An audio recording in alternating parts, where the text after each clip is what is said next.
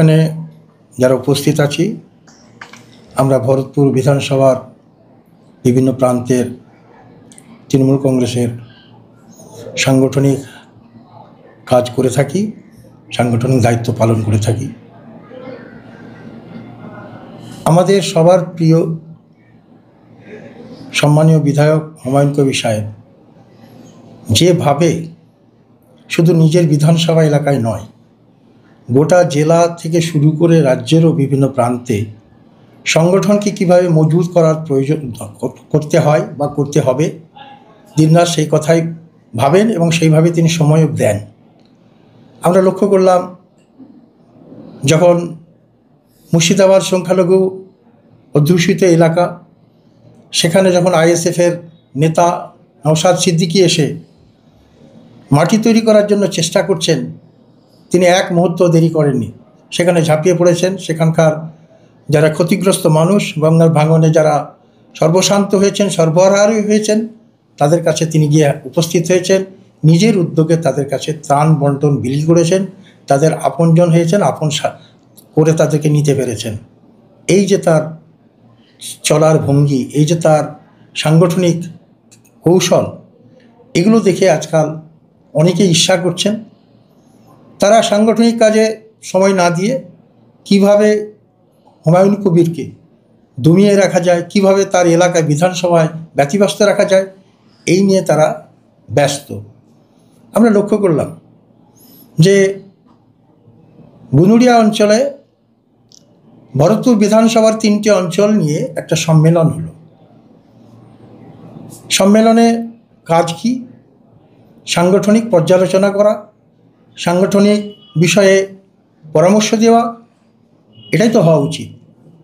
আমরা লক্ষ্য করলাম যেখানে সম্মেলন ডাকা হলো সেটা একটা ছোট্ট জায়গা, আর সেখানকার যারা প্রতিনিধি, জনপ্রতিনিধি এবং সাংগঠনিক দায়িত্বে যারা আছেন, ওই এলাকার 3টে অঞ্চলের প্রধান সহ 3টে প্রধান এবং সেখানকার সদস্যের সংখ্যা হলো 51 জন।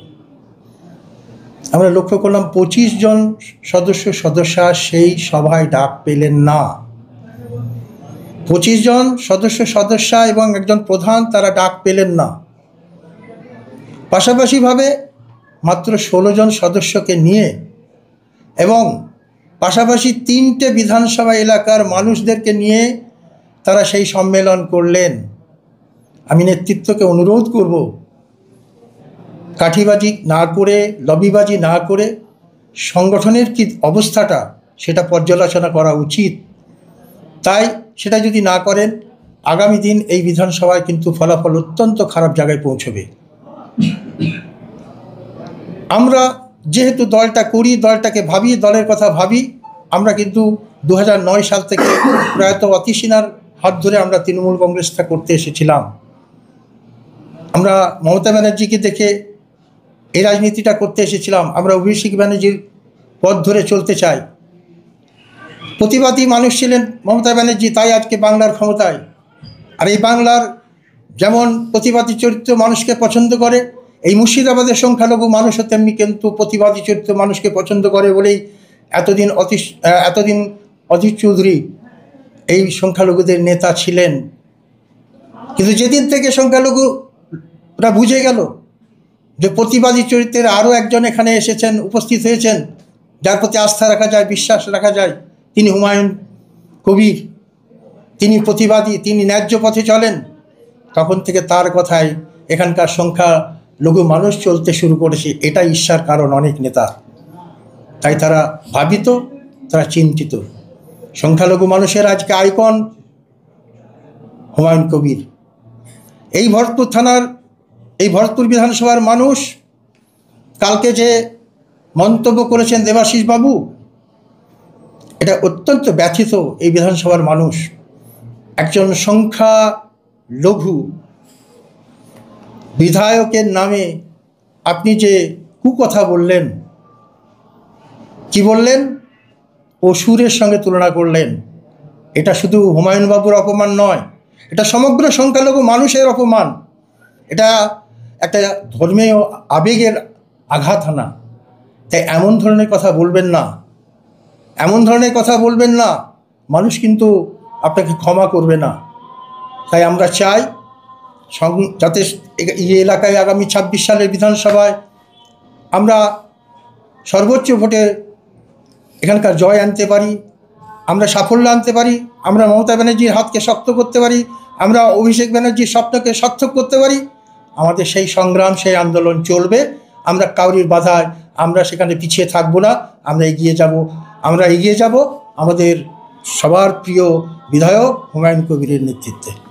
গতকাল গুন্দুরিয়া বটতলায় যে বিজয় সম্মেলনে অনুষ্ঠিত হয়েছিল, সেখানে আমরা লক্ষ্য করলাম যে আমাদের প্রিয় বিধায়ক হুমায়ুন কবির সাহেবকে অপমানজনক ভাষায়, কুকথায় আক্রমণ করেছে। এটা দলের অত্যন্ত খারাপ দিক, কারণ আমাদেরকে বিভিন্নভাবে লড়াই করতে হচ্ছে। আপনারা জানেন এসআই নিয়ে বর্তমান বিজেপি সরাসরি যেভাবে আঙুল তুলছে যে একটা শ্রেণীকে বাদ দেওয়া হবে, বিভিন্ন চক্রান্ত চলছে, প্রোপাগান্ড চলছে। তার মধ্যেও দলের যে আভ্যন্তরীণ সংঘাত, এটা নিজেদের খুবই অত্যন্ত লজ্জাজনক এবং দুঃখজনক ঘটনা। কারণ হুমায়ুন কবির সাহেব সোজা কথা সোজাভাবে বলেন, তার জন্য ওনাকে বারাবর মানে বিভিন্ন অ্যাঙ্গেল দিয়ে বিভিন্ন হাত ব্যবহার করছে, 1 2 3 4 হাত ব্যবহার করে ওনাকে বিধানসভার মধ্যে বিভিন্নভাবে অস্বস্তিকর পরিবেশ তৈরি করছে। এবার সেইটা এমনভাবে স্ক্রিপ্ট করছে যাতে রাজ্য নেতৃত্বের কাছে উনি একটা খারাপ চিন্তাভাবনার মধ্যে যায়। তা ওনাদের যে চিন্তাভাবনা সেটা কিন্তু বিফলে দিয়েছে।